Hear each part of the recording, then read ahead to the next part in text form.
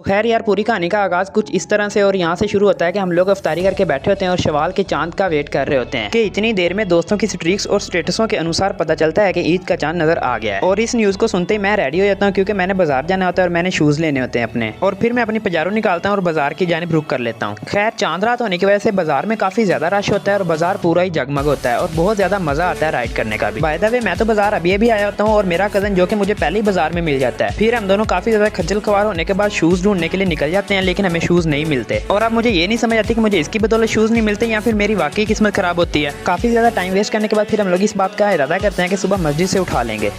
मस्त प्लान है।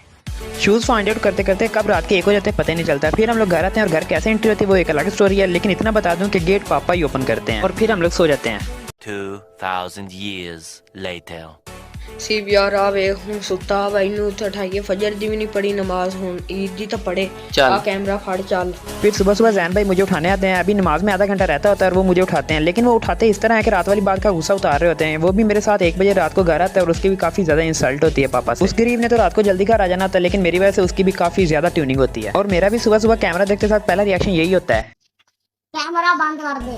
अस्सलाम वालेकुम। उम्मीद करता हूँ सब खैरियत से होंगे। आज का भी लोग पता नहीं चल रहा कहाँ से आगाज़ करें। खैर, मेरी तरफ से सबको पहले तो बहुत ज़्यादा ईद मुबारक। अभी इन्होंने उठाया, आधा घंटा रहता है नमाज में भी। चलो फिर आज ये भी कसम तोड़ते हैं कि नहा ही लेते हैं। चुप कर बे कुत्ते। फिर शावर लिया और शावर लेने के बाद रेडी होने लगे ईद की नमाज़ पढ़ने के लिए।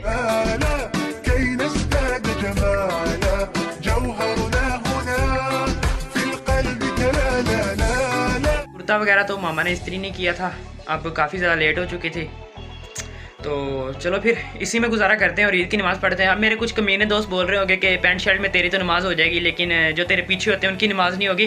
तो उनको मैं कहना चाहूँगा कि खैर मैं एंड वाली सफ़ में पढ़ लूँगा। सही खेल गया बेंच। बाय द वे, रात वाली बात को मैंने सीरियस ही ले लिया और मैंने पुरानी चप्पल उठाई और मस्जिद के लिए निकल गया।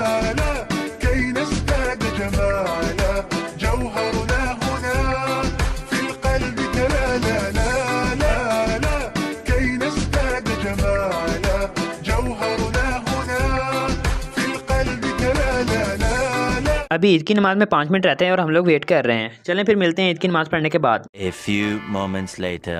ईद पढ़ने के बाद फिर हम लोग एक दूसरे को ईद मिलते हैं और एक मौका ऐसा आता है जब मुझे वाकई यकीन हो जाता है कि शैतान वाकई ही रिहा हो गया है, और वो तब जब हसीब जैन को ईद मिलता है।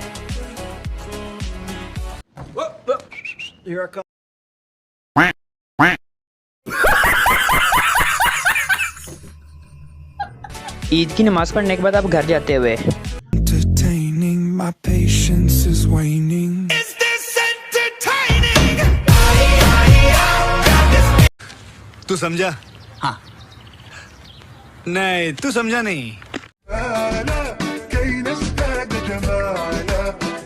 A few moments later. Is this entertaining? फिर मस्जिद से घर आते हैं। घर आके पहले तो सेवियां खाते हैं। हाँ भाई, तो जुत्ती के दी यार? जुत्ती ये मस्जिद च चक्की यार, मेरी शर्ट ना मैच हो रही थी यार। जुत्ती तो कारी साहब दी है। कारी साहब दिया तो चल कोई ना, ऐसे बहाने ऐसे भी सीधे रास्ते चल लवांगे।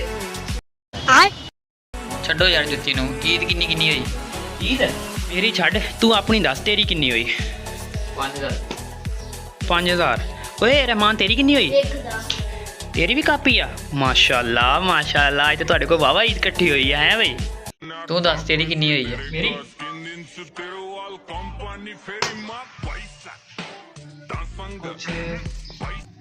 खुले इधर भी है यार तेरे को तो इतनी इकट्ठी हो गई है, सानू भी देखा। दे दे तेरा हक मार दिन्ने आ। साडा ਵੱਡਾ ਭਰਾ है। हाय चल आ ले 1000 तेरा ते आ ले 1000 तेरा। फिर इनको ईदी देने के बाद हम लोग रेस्ट करते हैं और सो जाते हैं। 2000 years later. फिर जब सो के उठते हैं तो शाम के 6 बज गए होते हैं। फिर हमें याद आता है कि हमने आज की पिक्चर्स तो क्लिक की ही नहीं। फिर हम लोग पिक्चर्स क्लिक करने के लिए पार्क चले जाते हैं।